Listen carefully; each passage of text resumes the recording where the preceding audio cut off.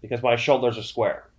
So the first thing I'm going to look to do is your traditional bridge into your partner, where from here, as I bridge, I take my bicep right to the top of my partner's head. Okay, at the longest end of the lever, where you feel like you're not going to get slippage, where the arm slipped across and you put yourself in a kanagatame. So from here, I just bring my feet into my butt, I look over my left shoulder, and I give a bridge with the intention of separating my partner's ear and shoulder. Like so. And now from here, I just turn my palm up towards the ceiling, and I pommel my hand to the inside position. And now, as we go to come back down to the floor, we scoot the hand across, and we insert the hand inside. So whenever I see my partner has a strong connection, ear to shoulder, from here I feel like I can't insert my hand. So I just bridge into my partner with the intention of taking her left ear away from the shoulder and putting her right ear as close to the shoulder as possible. So when she has to keep a strong frame with her head, I bridge and I move the opposite ear to the shoulder. I exploit the space now, and I pommel to the inside position. And from here we come back down and we bring everything inside. So she's locked up tight, tight, tight. I give a strong bridge. I pommel to the inside, and we come back down like so. Okay? If I feel my partner, for whatever reason, is not allowing me to insert my hand, but bridging into her in this direction, maybe she has my left arm shelved really high with her legs, walk up towards my shoulders. And from here, I just can't get a bridge in that direction. Whenever I see I can't insert a hand, I can't bridge towards my partner to insert a hand, this time I'm just going to give a small bridge and I'm going to shrimp away from my partner. Okay? Or I'm going to shrimp towards my partner, rather. Instead of shrimping out in this direction, I'm going to bring my hips towards my partner like so, and I'm just going to shoot my left shoulder forwards. What this does is it gives me space, not between her ear and her shoulder, but it gives me space by angling my shoulders. So she has that connection, but from here, as I go to insert my hand, it doesn't hit my own chest anymore. It comes inside. And now from here, when she goes to start stopping me from bringing the hand inside, I can easily insert the hand, and we have the inside position that we're looking for. So from here, this time, I feel like I can't bridge into my partner. I can't insert my hand. I give a small bridge away from my partner, and I just scoot my hips out like so, and I punch my near side shoulder forward. When she goes to keep that head position in strong, we just take our hand and we just slip it right inside here. Now my hand doesn't run into my own chest because my shoulders are angled. And when she goes to stop me now, I just flatten myself back out and put everything in. So she goes to lock up tight. It's like I can't bridge towards her. It's like I can't insert the hand. She's not moving from this position. So I'm like, oh man, this is terrible. I'm going to get stuck here for long amounts of time. From here, I try to bridge towards my partner. It fails. I bridge away and I shrimp. And from here, we just pommel the hand inside by turning the thumb up towards the ceiling. If I try to go in with thumb down, you're always going to run into your partner's shoulder. So I pommel the thumb towards the ceiling. Strong connection. I pommel the thumb towards the ceiling, and from here, it just slips inside. If I feel like it's almost there, but I can't quite insert, then from here, as I go to start flattening myself out, I just give small bumps. We get a hand inside. Okay? So from this position, she goes to lock up tight. Thumb down will always get stuck. So I turn my thumb up. Now she goes to lock in tight, tight, tight. We get the hand across, and from here, we can insert that hand. So if we're going towards our partner, like so, I turn thumb down, hand comes in. If we're bringing our hips towards our partner, like so, and we're turning out and away, from here, if I go thumb down, you're always going to run into your partner's shoulders. So from here, I turn thumb up, and now when she goes to stop me, it's a pretty easy thing to scoot that hand by and get the inside hand position at the far side. Okay, so now we can insert our right hand. Now let's look at inserting a near side elbow inside my partner's hip.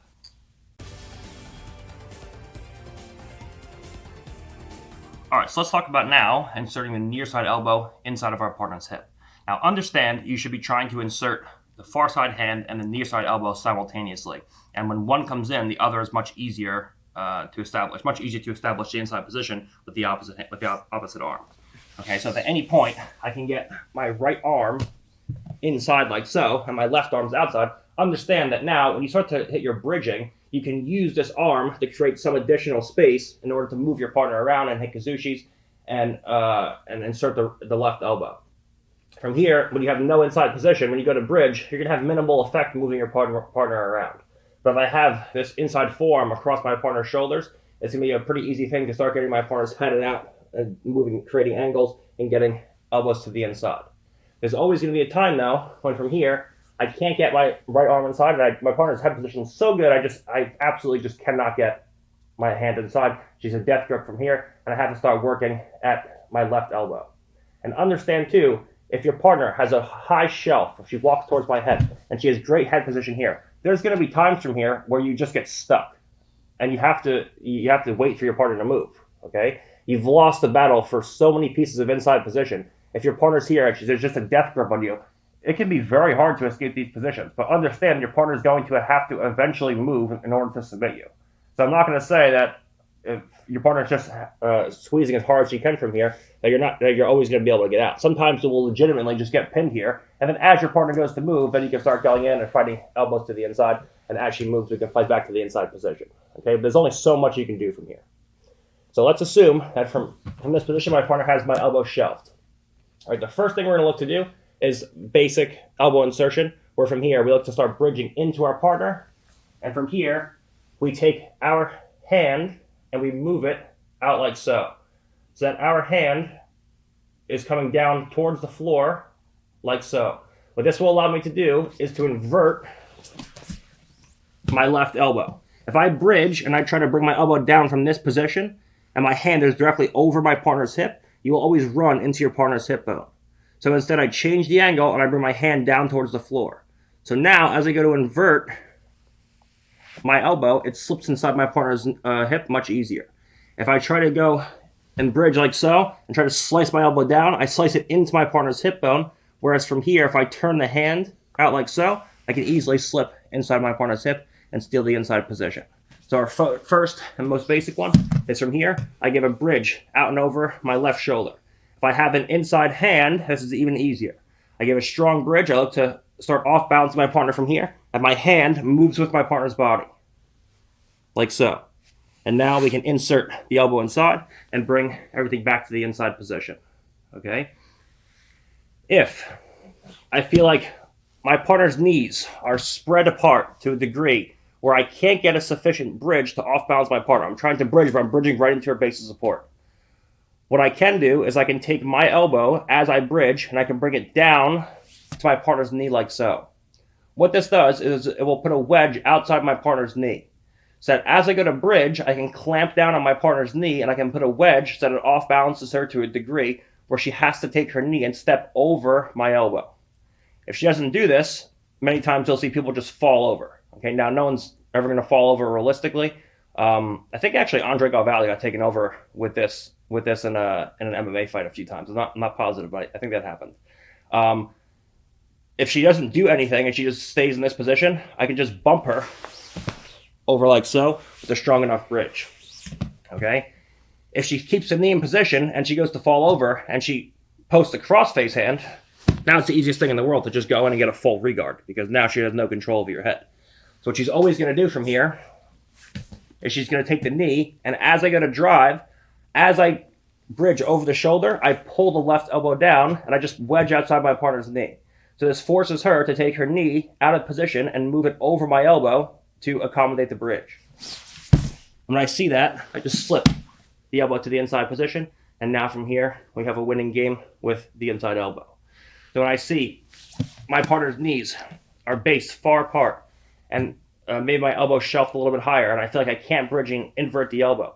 Whenever I see this, I give a big bridge, and I just windmill my elbow down to the floor. Move up a little higher. Just windmill my elbow up and over the knee. I can't do it right from here, so I bridge, and I give a big bridge, and as I bridge, I just whip my hand down to the knee. Like so. And now, I start bridging. She has to take the knee over, and I take the elbow to the inside position. Okay? So, this time, we have our generic inside elbow position, where I bridge towards my partner, we insert the elbow. We have an outside knee wedge, where we can bridge and get our elbow to the inside. If at any point I can do this with the right elbow inside, these will both be much stronger. Nope. And finally, if I feel, for whatever reason, bridging towards my partner isn't going to be an option, and bridging towards my partner and scooting my hips away, from here, I look to start turning my hips out and away from my partner like so. From here, I bridge out and away from my partner, and I scoot my hips in towards my partner, and I shoot my left shoulder forward, like so. And now from here, I just invert the elbow inside my partner's hips, and from here, we bring everything back to the inside position. So this time I'm shelves, and I feel like I can't go inside. Okay, there's no way I can insert like so. From here, I turn away from my partner, and I just punch my left shoulder forward. By punching my left shoulder forward, what this does is it takes my partner's elbow and knee away from one another, like so. And that will give me space between my partner's knee and elbow connection, and give me the ability to elongate my partner's body and insert my elbow inside my partner's hip. So from this position, I feel like I can't bridge towards my partner. None of those are working. She goes to lock up tight. I can't insert my elbow. I can move it around. I can't insert my elbow. From here, I bridge away from my partner, and I scoot my hips towards my partner. So when she goes to lock up tight, we slip the elbow inside, and from here, we have the inside position, and then we can fight to the inside with our right hand. And as this is happening, you should be trying to fight simultaneously right hand and left elbow to the inside position. So your partner's not fighting a battle at just one given area. She's fighting to keep the inside position at both the far side of the body and the near side of the body. And you're fighting back and forth to get both limbs inside. Eventually one peeks in, and once one is inside, it's easier to get the second one inside.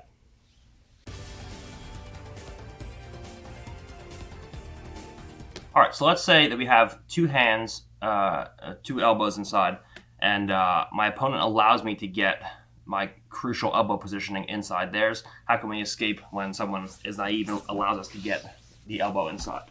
So, like I said, we're trying to fight simultaneously to get far hand inside and near elbow inside. If at any point we can get the far hand inside, we can start bridging and make it easier for us to get the near elbow inside. And if at any point we can put the near elbow inside, we can start to use that to start to make space away from my partner. And then from here, look to insert a hand to the inside. So whenever one comes in, it's much easier to achieve the other inside, to get the other inside.